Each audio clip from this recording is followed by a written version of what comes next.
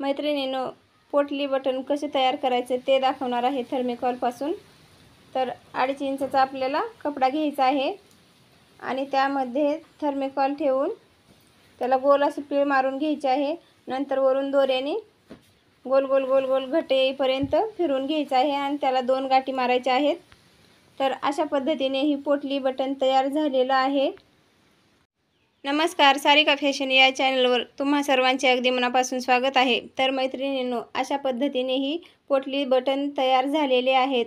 तर याला आपल्याला गोल गळ्याला लावून घ्यायचे आहेत। तर गोल गळ्याची कटिंग झालेली आहे। तर आता 1-1 इंचावर आपल्याला माप टाकून पोटली बटन लावून घ्यायचे आहेत। तर अगोदर मार्क करून घ्यायचा आहे 1-1 इंचावर गळ्याच्या साईडनी।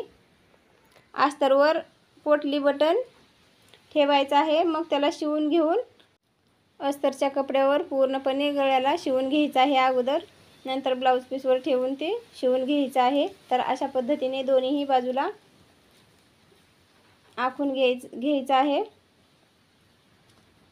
तर 1-1 इंचावर ही बटन लावून घ्यायचे आहेत। तर अशा पद्धतीने ही बटन ठेवायचं आहे। बाहेरच्या साईडला कपडा आला पाहिजे आणि ती बटन ही अस्तरवर आलं पाहिजे।